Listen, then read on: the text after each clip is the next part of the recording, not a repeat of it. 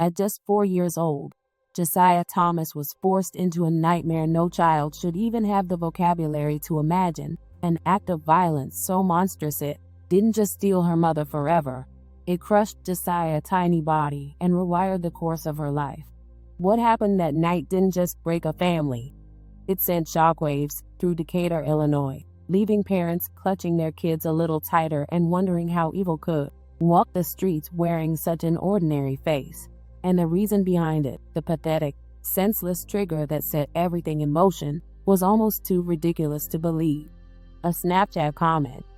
A petty digital spark that had nothing to do with Josiah, nothing to do with her mother Janiah, yet still managed to pull them into the crosshairs of people who confused murder with masculinity and vengeance with validation. Welcome to the American Crime Femicide channel. Please like, share, subscribe, and hit the notification bell for future uploads. To know Janiah was to love her, or at least to be swept up in the radiant chaos that followed her everywhere she went. She was smart, upbeat, funny, and could dance circles around anyone in Decatur without breaking a sweat. In a big family full of noise, cousins, and constant motion, she somehow still shined. She loved kids, dreamed of having a family, and life delivered that dream early, maybe too early. She welcomed Josiah Thomas Jackson at 16. And of course, Josiah came out just like her, smart, talkative, and loud enough to make a house feel occupied by 10 people. She followed her mama into every TikTok, every laugh, every room like a shadow with curls and attitude. A few years later came baby boy Josiah, another child stamped with that unmistakable Thomas spark. But motherhood didn't stop Janiah. It just made her hustle harder. She graduated from MacArthur High School, cheerleader, band kid, the whole overachiever package, and still went on to earn a machinery trade certification. She became a forklift operator at Caterpillar, moving heavy equipment with the same confidence she handled her kids. She went to Miracle Temple Church of God in Christ, pulled her life together, and had the nerve, the audacity, to assume the future was waiting for her, that life would keep rewarding her hard work.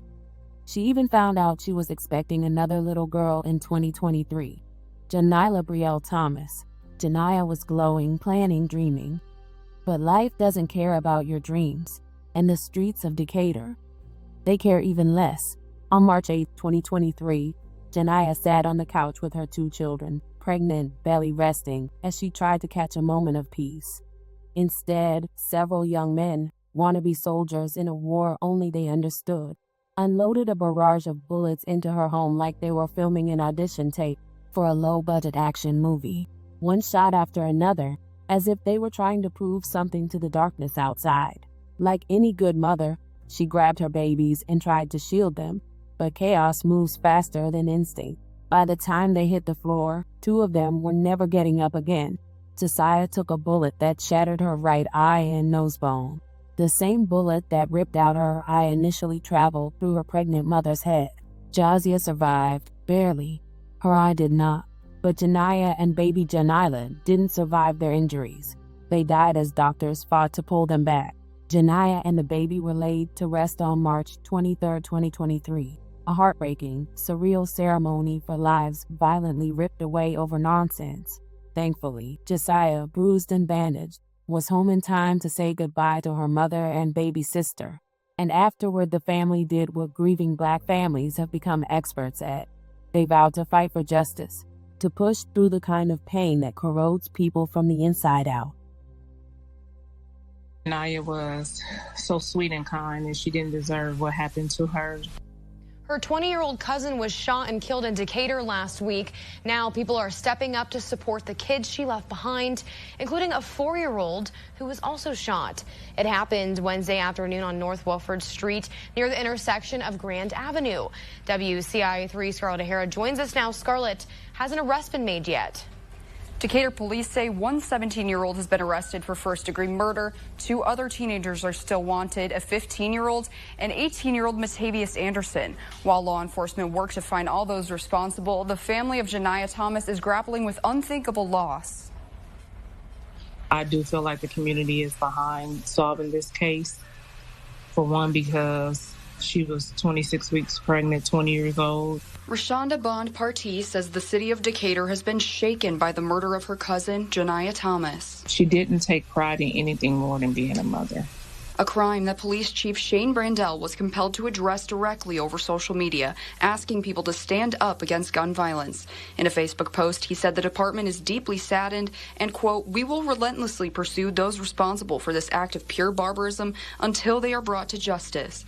There is no other option for our team." Even if justice is served, it will never be enough for the family because we can never have Janiah back. She says Thomas was, quote, "an innocent bystander sitting peacefully on the couch when she was struck with stray bullets." Thomas's 4-year-old daughter was also shot in the eye. We really don't know if somebody there was actually targeted and she just happened to be there. The first emotion Bond Partee remembers feeling is shock. She says she drove past the scene after work without knowing what had happened inside. And I'm like, oh my God, what is going on? And I see like the sheriff department, the ambulance, police officers, lots of people standing out crying and screaming. Then she got a heartbreaking call from her brother. So immediately I had to pull over because I had to grasp what he was saying. She says her tight-knit family is waiting for details and answers they may never get. Especially difficult for Bond Partee is the fact she has 2 daughters close in age to Thomas. Imagine seeing a child every day as you drop your children off and interacting with them and being that role model for them as they're growing up and get this type of news. She says Thomas's daughter is still in the hospital and will need an artificial eye. But she's young and she's strong. I really believe she'll make a full recovery. By March 14th, police had rounded up 3 suspects within days. 17-year-old Tarlin Mackey and brothers Matavius and 15-year-old Materian Anderson. Witnesses knew them. Decatur is small, and stupidity rarely travels alone. After killing Janiah, the younger brother sent a text apology to the brother of Janiah's boyfriend because apparently remorse is easier to deliver through a message than responsibility. The motive? According to reports, the murders were sparked by an argument that escalated through threatening Snapchats and phone calls. That's right, modern warfare for the emotionally underdeveloped. At Matavius's preliminary hearing, probable cause was found to try him for murder, though he denied everything, as if denial could bleach the blood off the walls. That night, the Anderson brothers and Mackey showed up outside the house on North Woodford Street where Janiah was visiting. Earlier in the evening, some girls associated with the boys had gotten into it, a nonsense conflict with no purpose, no maturity, and certainly no connection to Janiah. Still, threats flew back and forth on Snapchat like toxic confetti. One of the boys had seen someone flash a gun on a call and suddenly decided he was under siege. So, naturally, they armed themselves and marched over to the house like a preschool militia ready to handle business. When they arrived, 15-year-old Materian opened fire. He sprayed the house with bullets. No aim, no thought, no humanity. A witness ran to warn Janiah and others inside as bullets shredded the walls. Janiah threw herself over her children. When the shooting stopped, the witness found both mother and daughter shot. Janiah died at the hospital. Her unborn daughter died with her. 4-year-old Josiah was blinded in one eye forever. Matavius pleaded not guilty to 6 alternate murder counts, plus charges of aggravated battery and more. His attorney, like all defense attorneys in cases like this, argued angles about intent and aim, as if the law should care whether someone murders with precision or incompetence. Tarlin and Materian, still teenagers, were held in juvenile detention facing first-degree murder charges.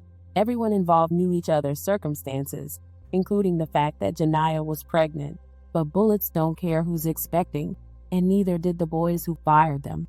After 2 long years, trials finally began in April 2025. Materian, now 18, stood trial first. Prosecutors argued that the dispute had been inflated by childish antagonists slinging threats on Snapchat like they were auditioning for reality show. They presented video evidence showing the boys marching to the house and Materian declaring he was going to blow that house down. They described him taking a classical shooting stance before firing 14 rounds into a house where a pregnant woman and her children sat watching TV. They quoted him saying, "Bullets don't got a name. Pregnant women can get shot too."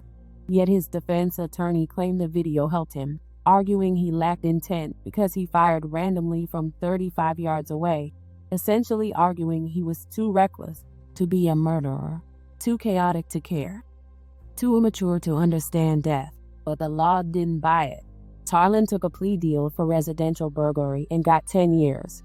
Materian was convicted after a 2-day trial and sentenced on May 29, 2025 to 40 years, 20 for killing Janiah and 20 for killing her unborn daughter. The judge explained that, had he been an adult, the sentence would have been even harsher. Matavius, meanwhile, skipped trial last minute and took a plea deal as well, dodging the heavier charges. The Thomas family, finally seeing accountability, poured their heartbreak onto social media. Janiah's mother wrote, "Justice was served. Now keep resting peacefully." Her sister wrote a blistering, anguished post that no matter who claimed innocence or guilt, her sister and unborn niece were never coming back. That Josiah would grow up without a nose bone or a right eye. That Jazion would grow up motherless. That everyone involved knew what was about to happen, but no one stopped it. In the end, all of this carnage, 2 lives stolen, a child disfigured, a family broken, stemmed from Snapchat disputes between teenagers. Children playing gangster with smartphones as their stage and bullets as their punctuation. Janiah's kids had nothing to do with it, yet they paid the highest price. 2 will never know their mother. 1 will forever bear the scars. Josiah's recovery is slow but determined. She is growing, learning, returning to the vibrant spirit she once was. Because children are resilient, even when the world isn't. On March 8, Janiah woke up thinking it was just another day. She had work to do, kids to raise, a new baby to welcome. She had plans. She had joy. She had a future, and the world took it from her in seconds. My dearest sister Janiah. Janiah has the sweetest soul you could meet. Since I was old enough to have memories, my sister has always been there. She has always been my best friend. Janiah, I'm not sure how to move on from here.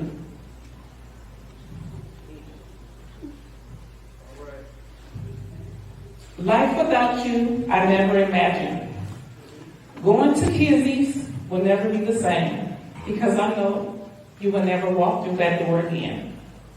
My promise to you is that I will always be a good person and try my best with any obstacle I may face. I hate that we will not be able to witness each other's milestone in life.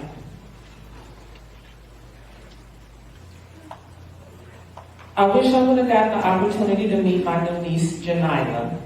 This is hard, and life is so unfair. I will miss you so much. I am thankful to have had the honor to call you my big sister. If tears could build a stairway and memories a lane, I will walk right up to heaven and bring you home again. I love you, Janiah, your little brother Jacoby. May Janiah and baby Janiah Thomas rest in peace.